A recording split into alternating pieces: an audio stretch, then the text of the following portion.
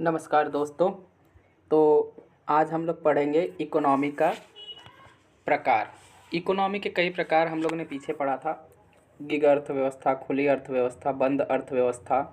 तो उसमें एक टर्म आया था औपचारिक, अनौपचारिक, कृषक और किसान। तो वो हम लोग ने पिछले वाले उसके बाद हमने अपलोड किया है। तो आपको अगर ये सब चीज़ें देखनी है, पढ़नी है, तो आप पिछला वीडियो देख देख लीजिए। और अब न्यू जो प्रकार हैं जैसे सर्कुलर और चक्रीय, तो हम लोग आज स्टार्ट करेंगे सर्कुलर इकोनॉमी, वृत्त अर्थव्यवस्था, चक्रीय अर्थव्यवस्था। उसमें एक टर्म आता है रैखिक अर्थव्यवस्था, लीनियर इकोनॉमी। तो जो सर्कुलर इकोनॉमी है और लीनियर इकोनॉमी है, एक साथ पढ़ेंगे। रैखिक अर्थव्यवस्था संसाधन के उपयोग और फेंको की अवधारणा पर आधारित होता है। यानी हम किसी चीज़ को यूज़ किए और थ्रो कर दिए।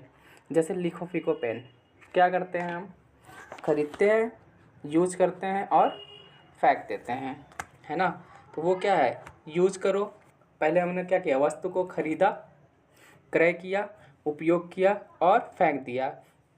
इस प्रकार रैखिक अर्थव्यवस्था क्या करता है? संसाधन के अपव्यय को बढ़ाता है तथा पर्यावरण प्रदूषण को भी बढ़ाता है।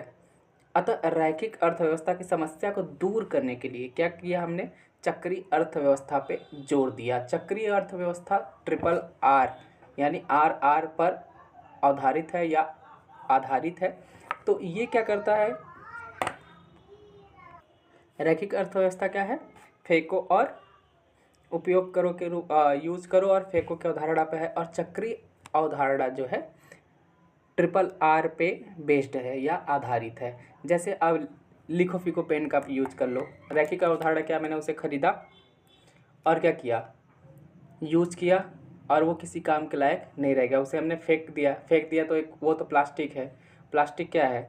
बहुत दिनों तक नष्ट नहीं होता है, तो वो प्रदूषण का कारण बनेगा और अपव्यय बनेगा। अपव्यय क्या हो गया? जैसे हम बार बार किसी किसी चीज़ पे, किसी वस्तु पे हम बार बार खर्च कर रहे हैं, जो कि हम उसे रीफिल कर सकते हैं फिर भी। जैसे अब हम वहीं पे एक अच्छी पेन ले लें जिसमें हम रीफिल कर सकते हैं, तो हमारा तो बॉडी स्ट्रक्चर खरीदने की ज़रूरत नहीं पड़ती, क्योंकि अगर 10 रुपये का पेन लिया तो उसमें 2 रुपये, 3 रुपये या 5 रुपये का रीफिल डाल देते हैं और उसे हम यूज करते हैं। जो चक्रीय अर्थव्यवस्था होता है, एक बॉडी खरीदा हमने, क्रय किया, यूज किया, फिर क्या हुआ? उसे में रिफ़िल किया फिर यूज़ किया। या जैसे हम एक पेपर ले लीजिए। पेपर का अब ट्रिपल आर पे बेस होता है, तो क्या है? रिसाइकल, पुनर्चक्रण, रीयूज, पुनः उपयोग, रिड्यूस, प्रदूषण को कम करना। तो वह संसाधन को कम, diagram showing the circle flow, अब दिखा दे रहे हैं आपको।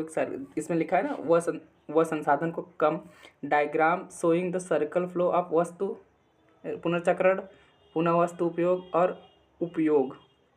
जैसे ये देखिए, आपको हम दिखा दे रहे हैं कैसे इमेज में कैसे ट्रिपल आर का यूज होगा। ठीक, अब देखिए कैसा होगा।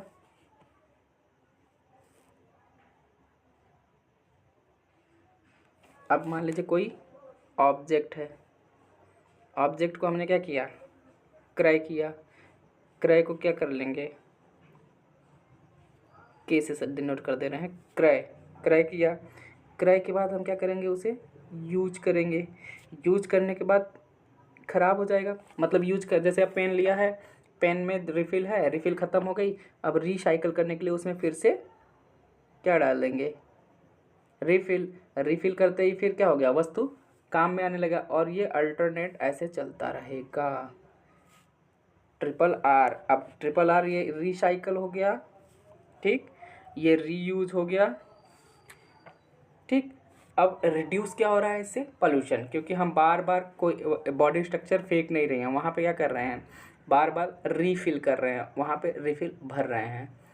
तो इससे क्या होता है? जब हम बार बार रिफिल भरते हैं तो इसमें एक चीज़ें हो जाती है क्या? इस प्रकार चक्रीय अर्थव्यवस्था एक और जहाँ संसाधन के कुशलतम उपयोग को बढ़ावा देता है, जिससे संसाधन की बर्बादी कम होती है। यह पर्यावरण प्रदूषण को कम करता है और सतत विकास को बढ़ावा देता है। अब जैसे अब ट्रिपल आर के यूज पे एक पेपर का एग्जांपल ले लीजिए। जैसे हम पेपर खरीदे, बाई किए, पेपर खरीद लिए, पेपर पे लिखा हमने, वो क्या हो गया, उपयोग में आ गया, और उपयोग में आ गया तो वो भर गया।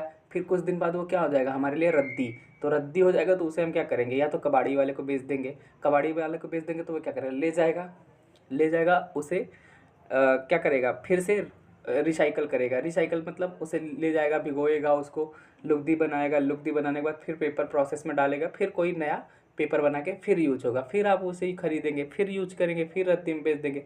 या फिर बड़ी बड़ी कंपनियों में देख लीजिए, बहुत सारे डॉक्यूमेंट्स क्या होते हैं, यूज होते हैं। यूज़ होने के बाद वो रद्दी जब हो जाते हैं उन्हें पेपर कटर में डाला जाता है। पेपर कटर में वो एकदम बारीक सा काट देंगे। जब एकदम बारीक से काट देते हैं तो पेपर पीलो बना देते हैं। पेपर पीलो बना देते हैं और जो सामान पैक होता है चारों तरफ डाल के बीच में सामान रख देते हैं जाके ताकि वो टूटे फूटे नहीं। तो इससे क्या हो रहा है, रीयूज हो रहा है, एक ही चीज़ को ट्रिपल आर पे चला रहे हैं। अब इसमें एक शब्द आया सतत विकास। अब सतत विकास क्या होता है, सतत विकास क्या होता है, सतत विकास विकास की वह प्रक्रिया है, एक मिनट देख लीजिए आप। सतत विकास, विकास की यहाँ पे बिक नहीं है, विकास की वह प्रक्रिया है, विकास की प्रक्रिया है जहाँ सीमित संसाधनों को इस प्रकार क्या किया जाता है, इस प्रकार कुशलतम उपयोग किया जाता है। यहाँ पे क्या है, कुशलतम है, गलती से मिस्टेक हो गया, कुशलतम, कुशलतम, कुशलतम